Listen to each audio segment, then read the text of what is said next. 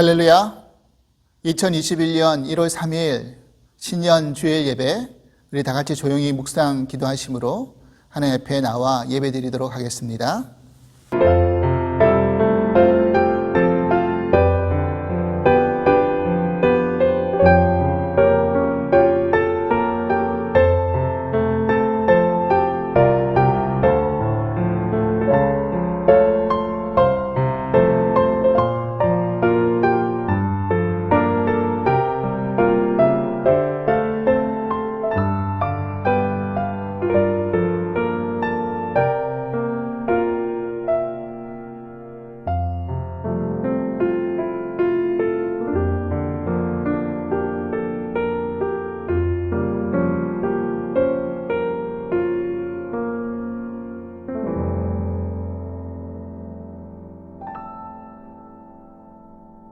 여호와는 나의 목자시니 내게 부족함이 없으리로다.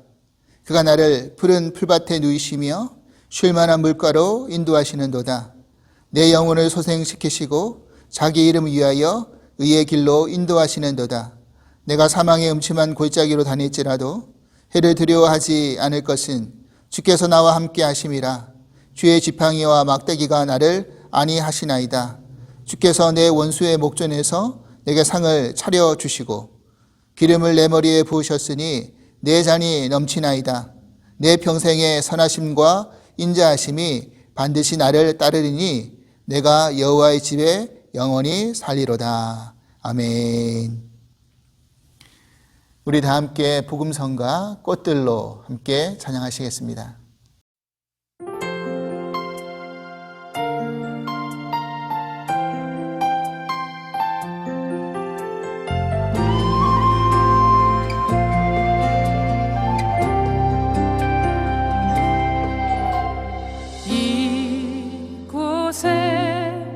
생명샘 솟아나 눈물 골짝 지나갈 때에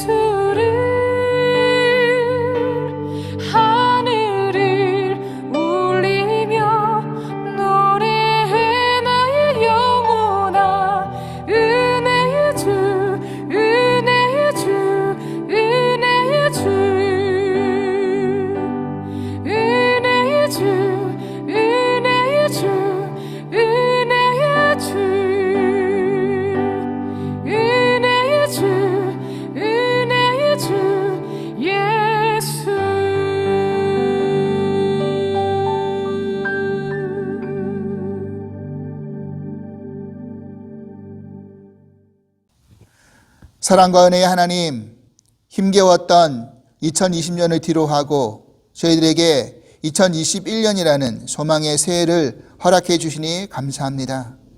새해는 밝아왔지만 저희들의 눈앞에 펼쳐진 현실은 그 또한 어려움은 여전히 진정세를 보이지 않고 있습니다.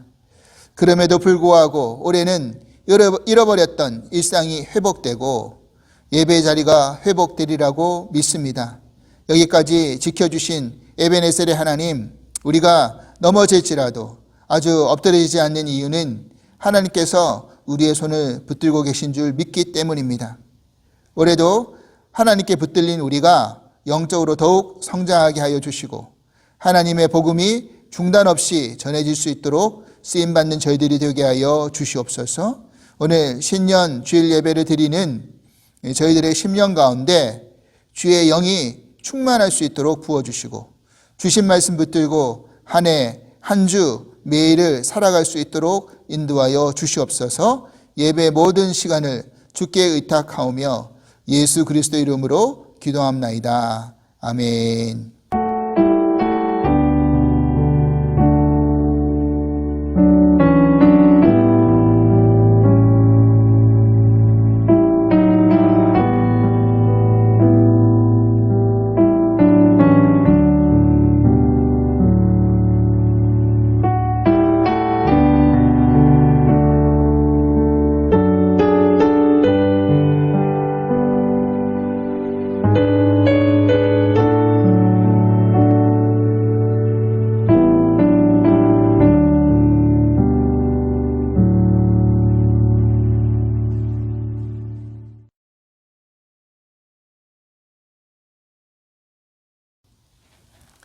오늘 우리에게 주신 하나님 말씀인 마가복음 16장 9절로 20절까지의 말씀입니다.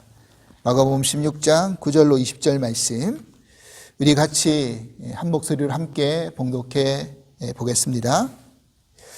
예수께서 안식 후 첫날 이른 아침에 살아나신 후 전에 7 귀신을 쫓아내어 주신 막달라 마리아에게 먼저 보이시니 마리아가 가서 예수와 함께 하던 사람들이 슬퍼하며 울고 있는 중에 이 일을 알림해 그들은 예수께서 살아나셨다라는 것과 마리아에게 보이셨다라는 것을 듣고도 믿지 아니하니라. 그 후에 그들 중 2 사람이 걸어서 시골로 갈 때에 예수께서 다른 모양으로 그들에게 나타나시니 2 사람이 가서 남은 제자들에게 알리었으되 역시 믿지 아니하니라. 그 후에 11 제자가 음식 먹을 때 예수께서 그들에게 나타나사 그들의 믿음 없는 것과 마음이 완악한 것을 꾸짖으시니 이는 자기가 살아난 것을 본 자들의 말을 믿지 아니함일러라. 또 이르시되 너희는 온 천하에 다니며 만민에게 복음을 전파하라. 믿고 세례를 받는 사람은 구원을 얻을 것이요 믿지 않는 사람은 정죄를 받으리라.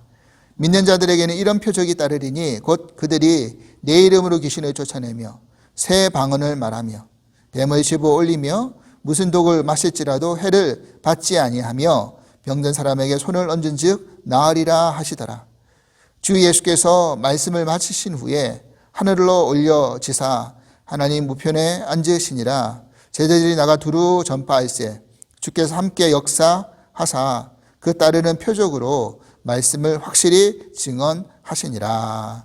아멘. 샬롬. 주사랑 가족 여러분, 2021년 새해가 밝았습니다. 우리 서로 옆에 가까이 계신 분들, 또 주변에 가족이 있다고 한다면, 그리고 서로 지금은 얼굴을 만나지는 못하지만 우리 가까이 있는 우리 성도들을 떠올리시면서 서로 이렇게 인사했으면 좋겠습니다. 새해 복 많이 받으세요. 새해 복 많이 받으세요. 네, 감사합니다. 여러분들이 축복해 주신 그런 소리가 다 들리는 것 같습니다. 지난 1년은 우리가 지나왔던 지난 1년은 전 세계 지구촌에 이 코로나 바이러스라는 그런 팬데믹으로 인하여서 얼마나 많은 어려움을 우리가 겪었습니까? 하지만 그런 어려움이 있었음에도 불구하고 우리에게 태양은 여전히 떠오릅니다. 그리고 이제 2021년 새해를 우리는 맞이했습니다. 여기까지 먼저 지켜주신 하나님께 먼저 은혜를 돌려드리고 감사합니다. 감사의 인사를 드립니다. 하지만 여전히 우리 주변에 들려지는 소식들은 확진자가 더 늘어가고 있고, 또 그로 인해 사망자의 수도 증가하고 있고, 또 변종 바이러스, 변이 바이러스가 발견되어서 또 퍼져나가고 있다. 이런 소식이 우리를 더 불안하게 만들고 있는 것도 사실입니다. 예전에는 사실 초창기 이제 코로나 바이러스 한참 작년 3월, 4월, 5월에 이렇게 퍼져나갈 때는 주변에 이제 코로나 바이러스 걸렸다라는 사람 이야기를 들은 적이 거의 없는데, 최근에는 이제 몇 달이 건너면 코로나 바이러스 걸려서 힘든 시간을 보냈다, 심지어는 또 돌아가셨다, 이런 이야기를 자주 듣게 됩니다. 그렇다 보니 이제 이 코로나 바이러스가 이제 정말 남의 이야기가 아니라 우리 주변에 정말 가까이 다가왔다. 통계적으로 17명 중에, 미국 사람들 17명 중에 1명이 지금 걸렸다라는 이야기를 하고 있지 않습니까? 그러니까 누구나 지금 예외 없이 이 바이러스에 노출되어 있는 것은 사실이고, 그렇기 때문에 더 철저하게 우리가 위생적으로 관리를 잘 하시고 또 건강에 유의하실 수 있기를 바랍니다. 바라옵기는 또 분명한 것은 분명히 작년보다는 올해가 더 나아질 것이고, 또 모든 것들이 회복되어지리라고 믿습니다. 이제 백신도 보급되고 있기 때문에 빨리 안정화가 되어가지고 집단 면역이 형성이 되어서 우리가 잃어버렸던 그런 모든 일상들이 다시 회복될 수 있는 그런 귀한 은혜가 있을 수 있기를 간절히 기도합니다. 이제 새해가 밝았으니까 아마도 여러분들 새로운 목표를 세우셨거나 아니면 세우시고 계신 줄 믿습니다.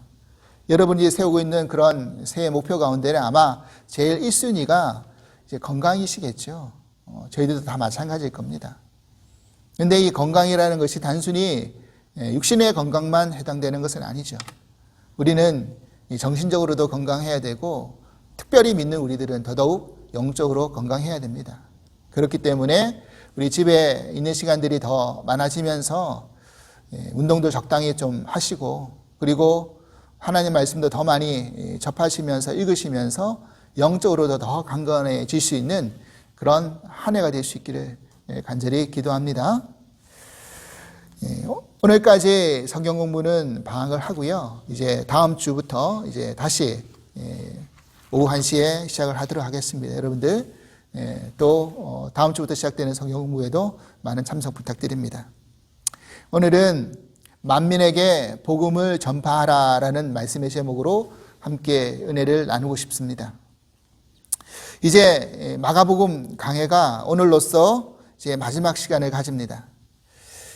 비록 이 마가복음은 이제 마지막으로 말씀을 끝내지만, 오늘 이 본문을 가지고 신년 예배를 드리는 것은 이 말씀의 제목처럼 예수님의 지상 명령을 다시 떠올리게 하는 그런 귀중한 시간이 되지 않을까 생각을 하게 됩니다. 만민에게 복음을 전파하라. 이것이 우리에게 주어진 사명인 것을 깨닫고 다시금 그 말씀의 의미를 붙들어서 우리에게 주어진 1년을 그렇게 힘차게 출발할 수 있기를 바랍니다. 사실 오늘 우리가 살펴본 본문은 마가복음에 있어서는 부록과 같은 부분이라고 생각을 합니다. 왜냐하면 성경에 여러 권위 있는 사본들 가운데에는 사실 마가복음은 다 8절로 끝을 맺고 있습니다. 다시 말해서 오늘 우리가 읽은 이 본문의 내용은 유력한 또 권위 있는 사본에는 없는 내용인데, 또 어떤 일반적인 사본에는 또 들어가 있는 내용이 있다라는 거죠. 그래서 이 마가복음이 정경화되는 과정 속에서 마지막에 빠져 있었던 그런 어떤 사본의 내용이 첨가되었을 것이다 라고 그렇게 추정을 하기도 합니다. 여러분, 성경을 여러분 자세히 보시면 이 9절부터 20절까지 꺾음 가로로 이렇게 표시되어 있는 그런 성경들이 많을 겁니다. 어떤 성경은 또 자세하게 주석을 달아놓기도 해요. 이 부분은 어떤 주석에는 없는 부분이다 라고 이렇게 이야기를 하기도 합니다. 그런데 이 부분이 마가복음 가운데 들어갔다라는 의미는 이 안에도 분명히 하나님이 계획하신 말씀의 뜻과 또 그런 방향이 있다라는 것을 우리는 알 수 있겠죠.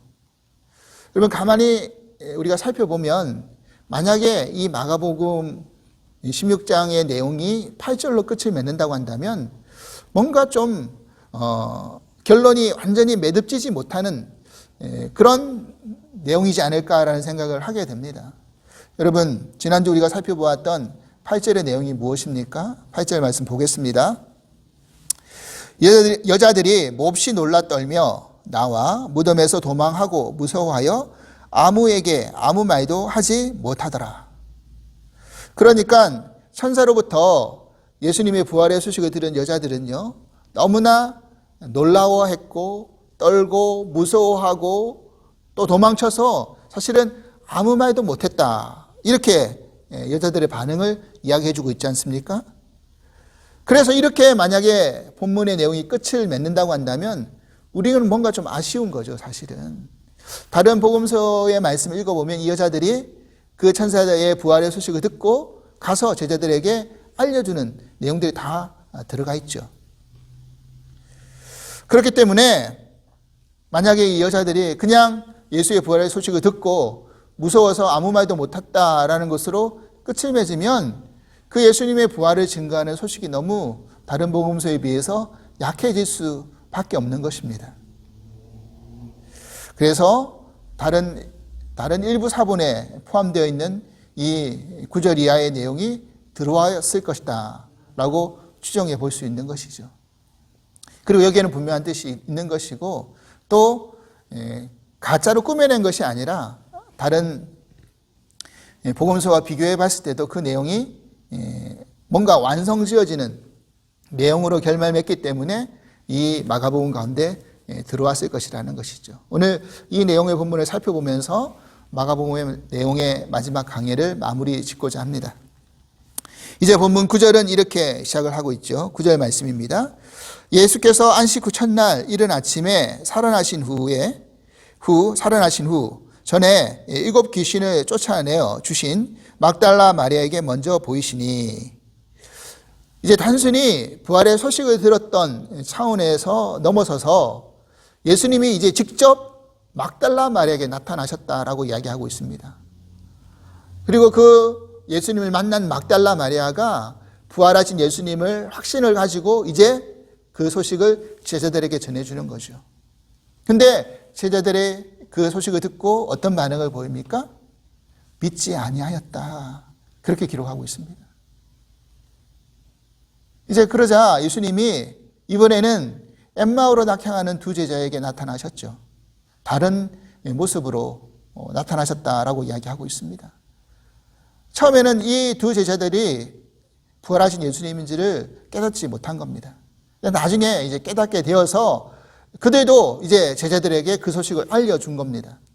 그런데 역시나 그 소식을 들은 제자들은 믿지 아니하였다. 그렇게 반응을 하고 있는 겁니다. 그래서 이번에는 예수님이 그 믿지 않은 11제자들에게 직접 음식을 먹는 도중에 나타나셔서 이렇게 꾸짖으십니다. 오늘 본문 14절입니다. 그 후에 11제자가 음식 먹을 때에 예수께서 그들에게 나타나사 그들의 믿음 없는 것과 마음이 완악한 것을 꾸짖으시니 이는 자기가 살아난 것을 본 자들의 말을 믿지 아니함일러라. 예수님이 지금 아주 여기서 꾸짖는다라는 이 내용은요, 그냥 예수님이 공생애 속에서 제자들이 실수나든지 어떤 믿음이 연약해졌을 때라든지 잘못했을 때 꾸짖는 그런 내용의 헬라어 단어가 아니에요. 예수님을 배척하고 또 무시하고 완전히 믿지 아니려고 했던 그런 유대인들, 이방인들을 향한 그런 꾸짖음의 헬라어 단어가 지금 제자들에게 사용되고 있는 것입니다. 너희들이 믿음 없는 것과 완악한 것에 대한 꾸짖음이죠. 그러면 우리는 여기서 한번 이런 관점에서 생각해 볼 필요가 있습니다. 뭐냐면 지금 부활을 믿는 그룹과 그렇지 않은 그룹의 차이점은 무엇입니까? 그것은 부활하신 예수님이 나타나셔서 만난 그룹과 그렇지 않은 그룹의 차이라는 겁니다. 다시 말해서 실제 여자들도 천사에게 그 부활의 소식을 전해 들었을 때 믿지 않았어요. 만약에 믿었다고 한다면 기뻐하고 즐거워하고 찬양하는 그런 내용이 아마 들어가 있었을 거 아닙니까? 그런데 무서워하고 놀라고 도망하여서 아무 말을 못하였다. 그렇게 반응했잖아요. 여자들도 못 믿었던 겁니다. 그런데 부활하신 예수님이 막달라 마리아에게 직접 나타나 보이셨죠. 그제서야 이제 마리아가 확신을 가지고 제자들에게 부활의 소식을 전하였던 겁니다. 엠마오로 갔던 두 제자들도 마찬가지입니다. 이 누가복음에 보면 엠마오로 가는 두 제자 중에 한 사람의 이름을 밝혀주고 있는데 그 이름이 뭐냐면 글로바라는 사람이었습니다. 물론 12제자 가운데 한 사람은 아니었는데 그 예수님을 따르는 많은 무리 가운데 제자들 그룹 가운데 한 사람이었죠. 글로바라는 사람이었습니다. 그런데 이 글로바가 누구냐? 이 요한복음 19장에 보면 그 글로바를 다른 이름 가운데 끼워서 설명해 주고 있는데 뭐냐면 예수님이 십자가에서 돌아가실 때 그 십자가의 죽음을 가까이에서 목도했던 여인들의 이름을 언급해 주고 있거든요. 그때 그 이름 중에 한 사람의 이름이 뭐냐면 글로바의 아내 마리아라고 그렇게 기록해 놓고 있습니다. 그러니까 이 말을 우리가 종합해서 추측을 해보면 예수님의 부활의 소식을 이 글로바의 아내 마리아도 들었을 거라는 겁니다. 그렇다면 당연히 그 소식을 자기 남편 글로바에게 전해주지 않았겠냐는 거죠. 그런데 만약에 그 글로바가 그 전해들은 부활의 소식을 믿었다고 한다면 낙심해서 엠마오로 낙향하지 않겠죠. 그러니까 글로바도 믿지 못했던 겁니다. 그러다가 부활하신 예수님을 만난 거죠.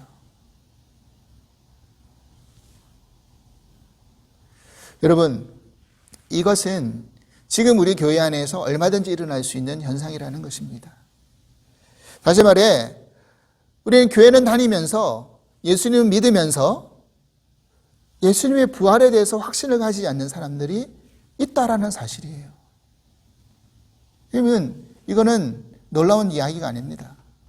제가 전에 다녔던 교회에 심지어 장로님이셨는데 부활에 대해서 확신을 가지지 않는 분이 계셨어요. 그러니까 우리가 교회를 다니는 횟수가 중요한 게 아니고 직분이 중요한 게 아니고 정말 우리가 인격적으로 살아계신 하나님, 살아계신 예수님을 만났느냐 안 만났느냐의 차이점이라는 것입니다. 우리가 모태신앙을 가지신 분들을 가만히 살펴보면 이들이 어릴 때부터 부모님 손 붙들고 교회에 다녔기 때문에 어떤 자신의 신앙 고백을 가지고 예수님을 믿었던 게 아니라 그냥 받아들인 거죠. 자연스러운 거죠. 그러다 이제 머리가 깨어나고 커지고 이제 세상에 나가서 부딪히다 보니 확신이 되지 않고 그래서 대학에 올라가면 많은 청년들이 교회를 떠나가고 있는 것이 사실입니다. 물론 그렇지 않은 청년들도 많지만 중요한 것은 내가 모태신앙이냐 아니면 교회를 다니지 않았느냐 이런 게 중요한 게 아니라 우리가 예수님을 믿게 되는 그 순간 우리 모두가 한 번쯤은 해야 될 게 뭐냐? 바로 인격적인 예수님을 만나는 그런 시간들이 있어야 된다는 것입니다. 그리고 십자가를 통과하는 경험들이 있어야 된다는 것이죠.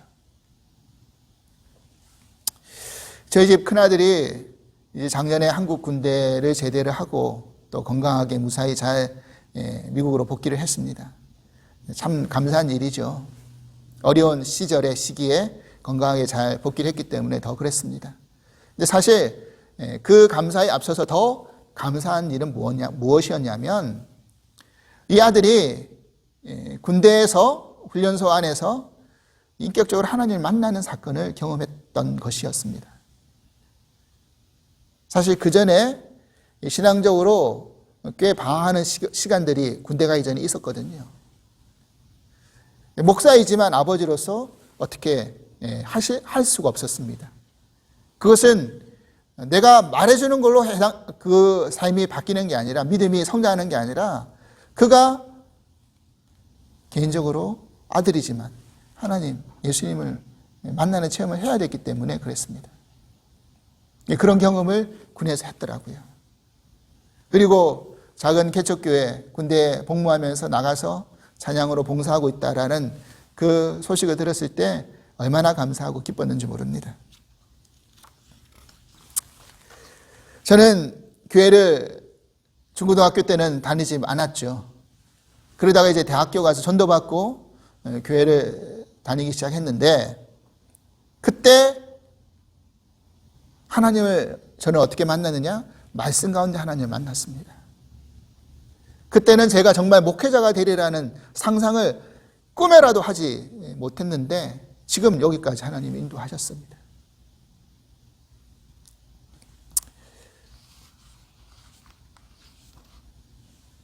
여러분, 그렇기 때문에 우리는 어떤 방법으로든지 간에 인격적으로 살아계신 하나님, 살아계신 예수님을 한 번은 다 만나야 된다는 사실입니다. 야곱은 장자권의 축복을 받기 위해서 여러 가지 방법을 썼죠. 그러다가 이제 장자권의 축복을 쟁취합니다. 그런데 그 장자권의 축복을 받은 그 앞에, 눈앞에 놓여진 현실은 집에서 쫓겨나서 도망자 신세, 외삼촌 라반의 집으로 도망가는 그런 신세로 전락해 버렸죠.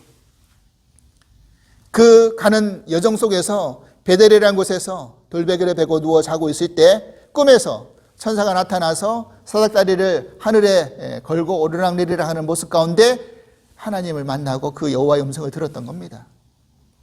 그때 그 만난 하나님, 야곱이 뭐라고 고백했느냐면 창세기 28장 16절에 이렇게 고백합니다. 야곱이 잠이 깨어 이르되 여호와께서 과연 여기 계시거늘 내가 알지 못하였도다. 하나님은 항상 우리와 함께 계셨죠. 근데 집에 있을 때는 야곱이 몰랐다라는 겁니다. 지금 여기에도 이 베델, 광야, 아무것도 없는 이런 상황 속에서도 하나님이 계시는구나. 비로소 야곱이 인격적으로 하나님을 처음 만나는 사건이었습니다. 그리고 그 하나님이 야곱의 인생을 주도해 나가고 계셨던 것이죠. 그게 바로 사실은 축복이에요. 장자권의 축복이에요. 하나님이 주도하신다는 것을 깨달았는 것.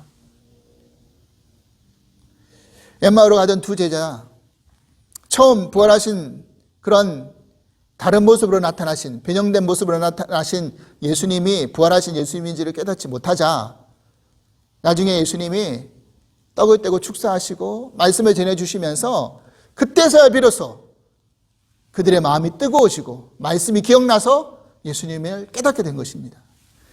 누가복음 24장 31절 32절입니다. 그들의 눈이 밝아져 그인 줄 알아보더니 예수는 그들에게 보이지 아니하시는지라 그들이 서로 말하되 길에서 우리에게 말씀하시고 우리에게 성경을 풀어주실 때에 우리 속에서 마음이 뜨겁지 아니하더냐 하고, 말씀이 풀어질 때, 말씀이 해석되어질 때, 기억날 때 부활하신 예수님을 다시 뜨겁게 만난 것이었죠. 사랑하는 여러분, 그렇습니다. 우리가 그냥 교회에 발걸음만 왔다 갔다 하는 것, 그것보다 더 중요한 것은 살아계신 하나님을 한 사람 한 사람 개개인이 다 인격적인 체험과 경험과 만남이 있어야 된다는 것이죠. 그러할 때 우리의 믿음이 다른 차원으로 성장할 수 있을 것이라고 믿습니다. 그런데 대부분은 우리가 편안할 때, 아무 문제 없을 때 그렇게 우리가 주님을 만나지지는 않더라는 거죠. 정말 절망적일 때, 어느 누구 하나 의지할 것이 없을 때, 예수님만 바라고 붙들어야 될 때, 그때 인격적으로 만나는 경우가 대부분이더라는 것입니다. 역설적으로 우리는 이 코로나 바이러스 때문에 교회에 나올 수도 없고 서로 대면할 수도 없는 그런 상황에 놓여져 있습니다. 그런데 지금 이 시기가 여호와 하나님을 인격적으로 만날 수 있는 그런 은혜의 시간이 될 수 있기를 간절히 기도드립니다. 지금 예수님은 부활을 믿지 않는 제자들의 믿음 없음과 완악함을 끊으신 후에 그 다음 모습은 완전히 반전의 그런 내용과 말씀을 하십니다. 뭐냐면 15절 말씀입니다. 또 이르시되 너희는 온 천하에 다니며 만민에게 복음을 전파하라. 믿고 세례를 받는 사람은 구원을 얻을 것이요 믿지 않는 사람은 정죄를 받으리라. 그러니까 지금 예수님이 너희들이 지금 온 천하를 다니면서 만민에게 복음을 전파해 라는 명령을 하고 계시는 거죠. 그런데 그 명령을 받고 있는 제자들의 현재 수준은 어떠한 모습입니까? 믿음 없는 모습, 완악한 모습이라는 거예요. 우리가 한번 상식적으로 생각해 보면, 야, 너 지금 은혜도 충만하고 믿음도 충만하니까 이제 이 말씀 들고 복음을 전파해. 네, 알겠습니다. 자신 있습니다. 이렇게 가는 것이 정상이잖아요. 근데 야, 너희는 부활의 소식을 듣고도 그렇게 못 믿니? 너희들이 어떻게 그렇게 믿음도 없고 완악하니? 이제 천하에 나가서 복음을 만민에게 전해. 이러고 있는 거죠. 이게 얼마나 아이러니합니까? 이건 무엇을 의미하는 것일까요? 그것은 이걸 지금 복음을 전파하는 제자들, 그 제자들의 실력과 수준은 사실은 중요한 것이 아니라는 것을 우리들에게 말해주고 있는 것입니다.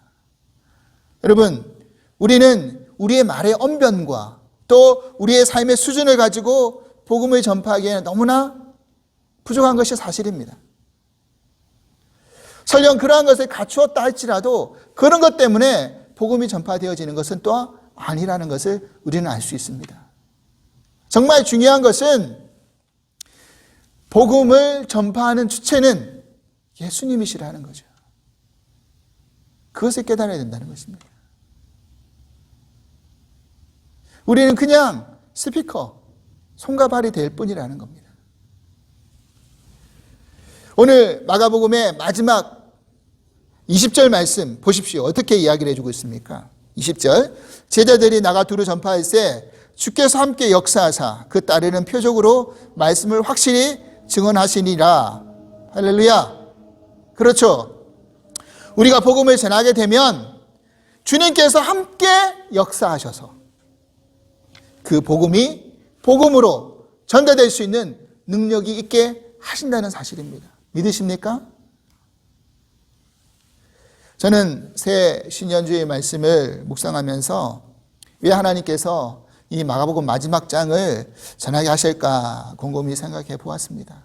물론 강해 설교를 쭉 해왔기 때문에 순서상으로 이렇게 딱 이렇게 맞아떨어지는 그런 것도 있지만 또 새해를 시작하면서 사실은 이 마가복음이 아니라 어떤 말씀을 본문 삼아서 소망의 메시지를 전할까 그런 생각도 사실은 해보았습니다. 근데 결국 내린 결론은 뭐냐면 진짜 소망의 메시지는 우리 주님밖에 없다, 복음밖에 없다라는 게 결론이더라는 것입니다. 복음, 이 복된 소식을 전하는 것, 그것이 가장 기쁜 소식이고 굿뉴스죠. 지금 코로나 바이러스 백신이 보급되어지고 있습니다.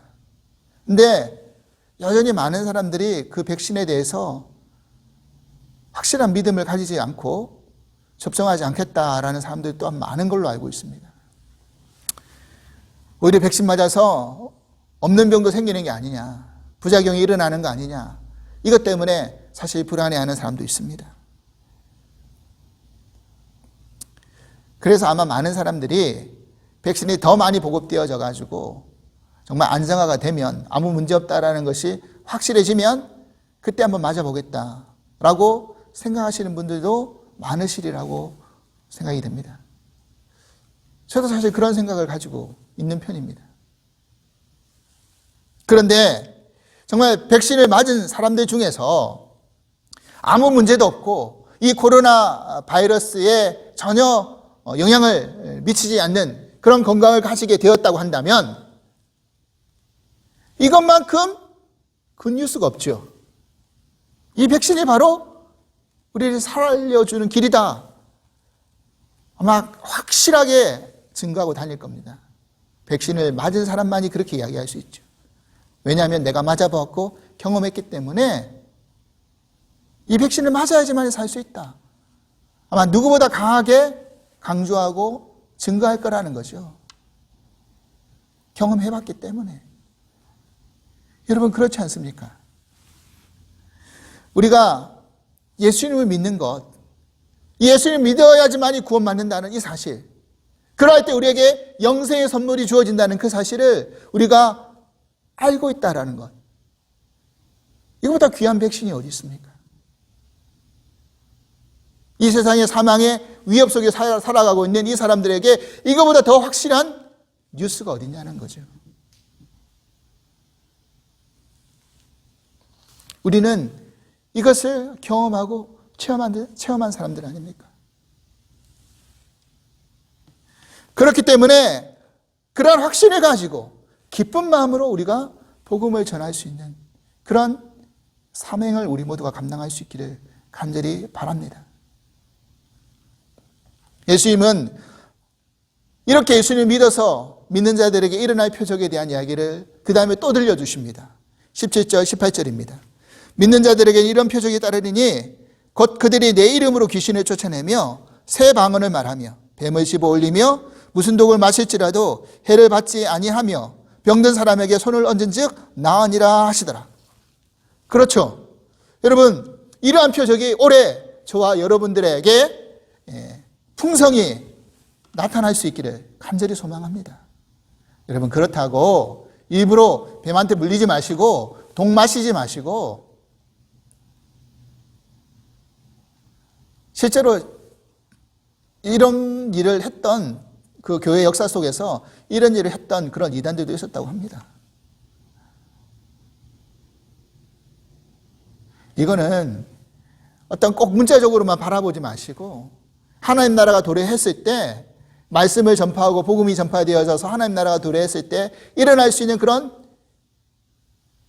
악한 것으로부터의 평강에 대한 그런 상징적인 이야기일 수도 있습니다.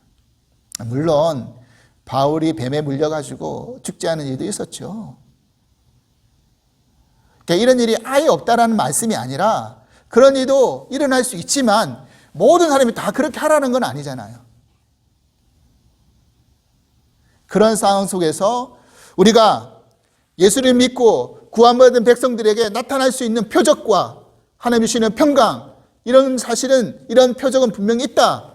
이것은 맞는데 이 확신을 가지고 우리가 새해를 건강하게 지내자라는 것입니다. 사랑하는 여러분, 이 코로나 바이러스 때문에 오히려 전도하기 어려워졌다는 이야기가 있습니다. 맞죠?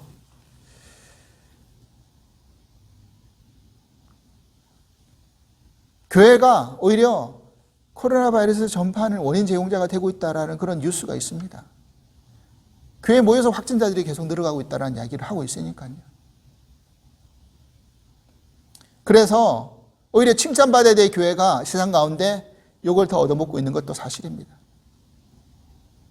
하지만 하나님의 복음은 우리의 형편에 따라서 상황에 따라서 전해도 되고 안 전해도 되는 그런 복음이 아니잖아요. 때를 얻든지 못 얻든지 우리는 이 말씀을 전해야 될 줄 믿습니다. 여러분 예수님이 제자들에게 지금 만민에게 온천하에 다니면 만민에게 복음을 전파하라고 했을 때 그때 제자의 수준은 어땠냐는 거예요. 믿음도 없고 완악했죠. 그리고 그때 그 상황들은 어땠습니까? 복음을 전하기만 하면 박해와 핍박이 일어나 오히려 목숨을 잃을 수밖에 없는 그런 상황이 전개되고 있었어요. 그런 상황 속에서 지금 복음을 전하라는 겁니다. 근데 그렇게 할 수 있는 이유는 뭡니까? 부활하신 예수님을 만났기 때문에 죽음이 끝이 아니라는 사실을 알았기 때문에 그 죽음을 극복하고 새로운 생명을 주시는 분이 계시다는 것을 믿었기 때문에 그 어떤 핍박도, 어떤 두려움도, 어려움도 다 이겨내고 무릅쓰고 담대히 복음을 전할 수 있었던 것이죠.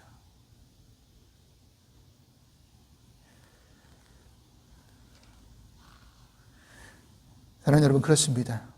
올해 우리가 더 어려워지고 힘들어진 것은 사실이지만 그럼에도 불구하고 우리에게 주어진 이 사명, 우리가 하나님의 말씀을 전하다 보면 살아계신 하나님을 우리도 경험하게 될 것이고 하나님이 어떻게 역사하시는지 우리가 전하지 않고서는 경험해 보지 못하는 거거든요. 우리가 살아계신 예수님도 만나게 되는 그런 역사도 일어날 줄 믿습니다. 이런 상수에서 예수님이 우리에게 주신 이 지상명령, 이 지상명령을 우리가 감당해야 될 사명임을 분명히 깨달아 믿고 그것을 강하게 붙들고 올 한 해 뛰고 달릴 수 있는 저와 여러분이 될 수 있기를 간절히 소망합니다. 오늘 평행 본문의 마태복음에 나오는 그 예수님의 지상명령 말씀 우리 같이 한번 큰 목소리로 한번 읽어보고 오늘 말씀 마무리 짓겠습니다. 마태복음 28장 18절에서 20절 말씀입니다. 우리 같이 한 목소리로 크게 같이 한번 읽어보도록 하겠습니다. 예수께서 나와 말씀하여 이르시되 하늘과 땅의 모든 권세를 내게 주셨으니 그러므로 너희는 가서 모든 민족을 제자로 삼아 아버지와 아들과 성령의 이름으로 세례를 베풀고 내가 너희에게 분부한 모든 것을 가르쳐 지키게 하라. 볼지어다 내가 세상 끝날까지 너희와 항상 함께 있으리라 하시니라. 아멘. 할렐루야. 기도하겠습니다. 하나님 아버지 감사합니다. 우리가 잃어버리지 말아야 될 사명, 평생 붙들고 가야 될 사명이 바로 만민에게 복음을 전파하는 일인 줄 믿습니다. 코로나 바이러스로 인하여서 정말 암울하고 우울하고 어두움의 권세가 이 땅을 가득 덮고 있을 때 소망의 한 줄기 빛은 바로 예수 그리스도가 전하신 복음인 것을 믿습니다. 이 복음을 우리가 올 한 해 열심히 전파하기로 결단하며 나아갈 수 있게 하여 주시옵소서. 올 한 해 이 모든 어려움이 끝났을 때 우리 복음을 전하는 전도자로서 우리가 하나님 앞에 영광 돌리고 감사하고 기뻐할 수 있는 날이 도래할 수 있도록 역사하여 주시옵소서. 우리의 삶 속에 특별히 강건하게 붙들어 주시고 육신의 건강뿐만 아니라 영육으로 강건하여져서 말씀에 더 붙들려 말씀에 더 사로잡혀 말씀 가운데 더 은혜 가운데 충만할 수 있는 복되고 귀한 2021년 새해가 될 수 있기를 간절히 바라옵니다. 감사하며 예수 그리스도 이름으로 기도합나이다. 아멘. 이제 마지막 파송 찬송 찬양 우리 사명 우리 함께 찬송하시겠습니다.